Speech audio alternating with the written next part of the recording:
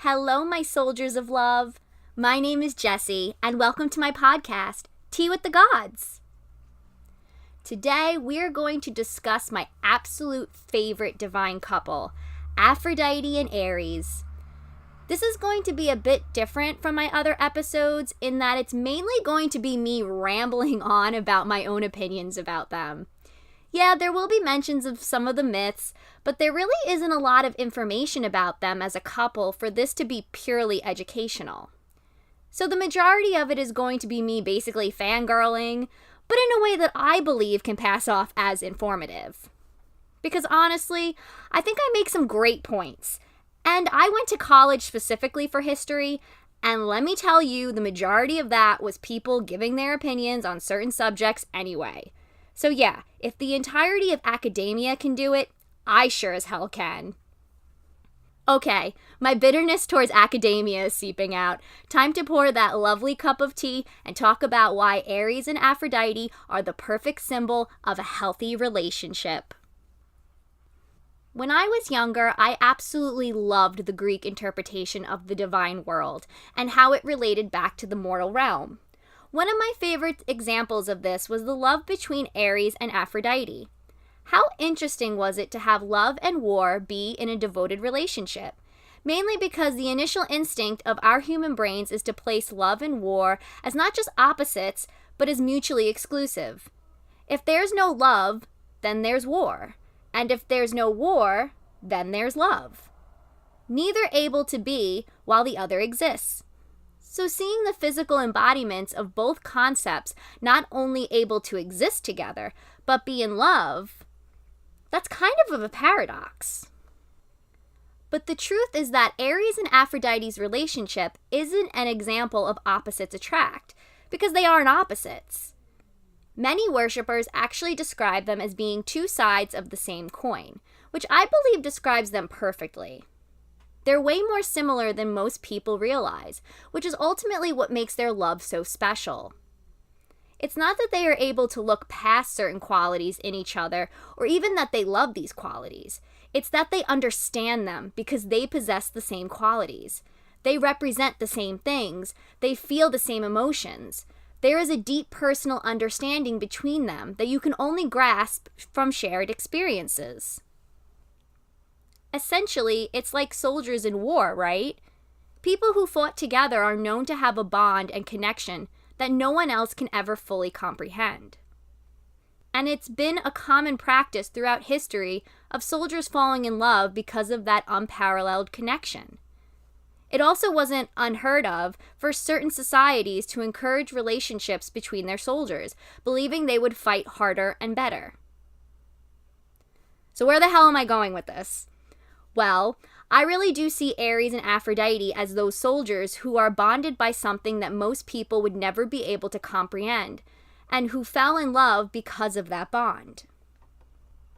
And what's super neat about that comparison, other than that I deserve a high five for it because it's perfect, it's that it helps us see Aphrodite in a whole new light. It helps us see Aphrodite as the war goddess she actually is. And that's one of the main reasons this couple is so fucking fantastic. Oh, I love them so much! They help emphasize the certain qualities in each other that typically goes unnoticed. Aphrodite's relationship with Ares helps showcase her own association with war. I think on the surface it's easy to think that Aphrodite loves Ares despite his battle lust. But when you begin to unravel who they are, that doesn't really add up. Because honestly, a warrior is who Ares is. You can't separate that from him, so you can't really love him without also at the very least understanding his passion for war. This is why I personally believe Aphrodite has her own hand in war as well. And referring back to my awesome warriors in love point, it makes so much more sense for them to have that bond. For them to have fought together on the battlefield back to back and loving every moment of it, especially because they were together. Like, that just feels right, doesn't it? And it's such a cool image that I would be heartbroken if it wasn't real. Like, really heartbroken. But given Ares' nature and his love of battle, and the fact that there is some kind of historical basis for Aphrodite being a war goddess, we'll discuss that next month, I really believe that they have fought side by side and they both share a love for fighting. Another interesting element of their relationship is the fact that they aren't married. Pretty much all the divine couples are actually married. Zeus and Hera, Hades and Persephone, Eros and Psyche. Yet Ares and Aphrodite not only remain unwed, but they also carry on with relationships outside of their own. Now, I know mythology has a lot to say on this. Firstly being that the reason Ares and Aphrodite aren't married is because technically Aphrodite is married to Hephaestus. Though that was done completely against her will, so can we even count it? Also, other versions give Hephaestus a new wife, leading me to believe that the two separated amicably if they were even ever married. But even putting all that aside, there's never really any mention of the two wanting to be married. It really only comes up when Zeus offers Aphrodite up as a reward, kind of leaving them with no choice because it was either Ares or someone else, and obviously both of them wanted it to be Ares. But after the whole being caught in the net and put on display for all of Olympia, never do they revisit the possibility of being married, which if you think about it, makes sense for who they are and what they represent. Now before I continue with this point, I just have to take a moment to talk about how much I totally do not at all, not even a little bit, believe the whole being caught in the net myth happened. If you don't know the myth, to sum it up, Hephaestus found out Aphrodite was cheating on him with Ares, so he set up a trap to catch them in the act. When they went to do all the naughty things that I want to personally do to the entire Spartan army, they got caught in the trap, which was a net, and then all of Olympus showed up to laugh at them and their supposed shame. And to all that, I say bullshit. First off, in no way would Aphrodite and Ares ever feel shame for fucking, especially not with each other. Pretty sure they'd keep going even in the net. Also, since when did infidelity or sex in general become a big deal on Olympus? I really doubt the gods would have cared that much. Hell, they probably would have been like, well, duh, Ares and Aphrodite are banging uglies, and Apollo can't get a date for the prom. Tell us something we don't know. That's Hermes talking if it wasn't obvious by the jab at Apollo. Okay, enough side quests. Back to the main story. I also mentioned that Ares and Aphrodite engage in other relationships. And for the most part, it seems that both parties are cool with that. Mythology only tells us about Aphrodite cursing Eos for sleeping with Ares, and Ares killing Adonis when Aphrodite fell in love with him. Though it should be noted that the Adonis myth has multiple versions that don't all name Ares as the killer. So I'm shrugging my shoulders on that one. But even if we assume both stories actually happen, that's still really good stats, especially as far as divine relationships go. Both gods seem to have a mutual trust, not just in their relationship, but in each other. And they have a healthy outlook on relationships in general. There's really not this sense of, you're mine and only mine, no one else can have you, kind of mindset, which really helps solidify basically everything I said last episode about Ares.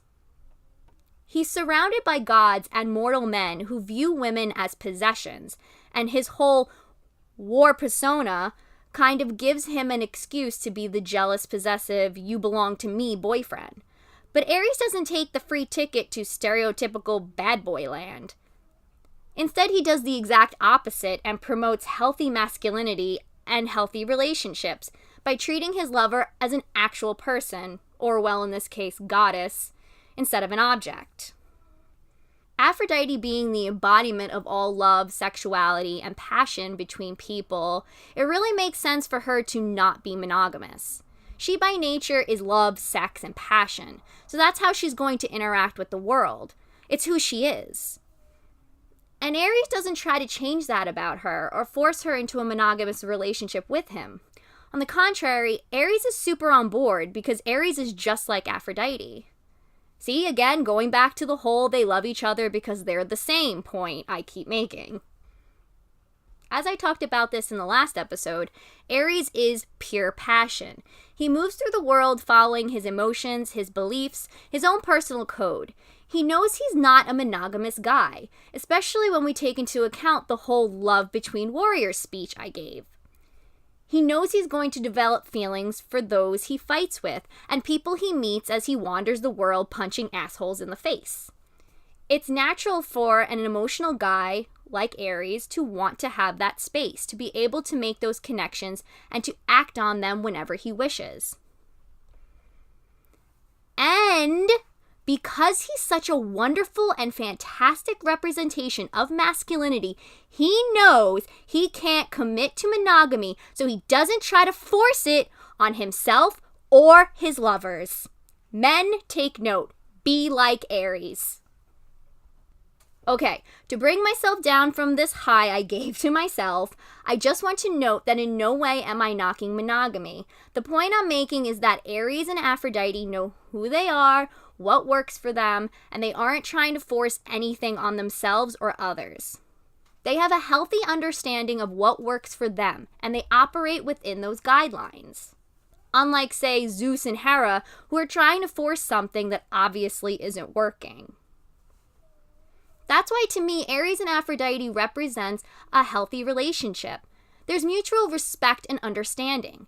They allow one another to be exactly who they are without restrictions or conditions. They don't put any pressure on their relationship for it to be, quote-unquote, socially acceptable. Instead, they enable it to be whatever works for both of them.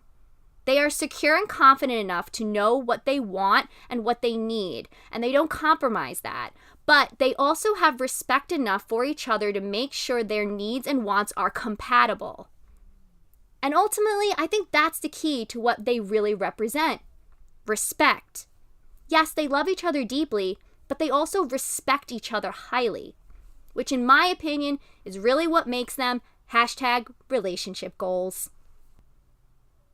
Okay, my sweet darlings, thank you for coming to my TED Talk. I hope it wasn't too rambly for you and you found it at the very least entertaining. Personally, I'm feeling very emotional, which is normal when I discuss Aphrodite and Aries. I just love them so much. They're so perfect. Let's replace the love for the Joker and Harley Quinn with them instead. They deserve it for being just the absolute greatest. Anyway, the episode is over and I can't stop talking about them. This is what happens. Okay, so please let me know your feelings and opinions about the episode and Aries and Aphrodite in general. You can leave a comment depending on where you're listening to this, or come chat with me on social media. I'm The Pastel Priestess on Tumblr, Instagram, and YouTube, and Tea with the Gods on Twitter. Please don't be shy. Honestly, if you listen to this podcast, you know I'm a huge goob, so there's nothing to be afraid of. So next month is Aphrodite's month, which is a big deal here at Tea with the Gods, because Aphrodite is my main squeeze. She popped my pagan cherry and changed my life forever. Aphrodite is my it girl, so I am very excited to be able to talk about her with you all in the month of April. I'm also hoping to do more on my Tumblr and Instagram in her honor, so follow me on both those accounts if you want to check it out or join in the celebration. I'm thinking my next episode is going to be about my relationship with Aphrodite, how it started, what it's meant to me, how it changed my life, and all that good stuff. So, another emotional episode for me, but I hope you look forward to it. And as always, thank you so much for listening and for all your encouraging and positive words. It's always a joy to be able to interact with this wonderful community who I've grown to cherish so deeply. So thank you for being you. And until next time, may the gods forever be with you.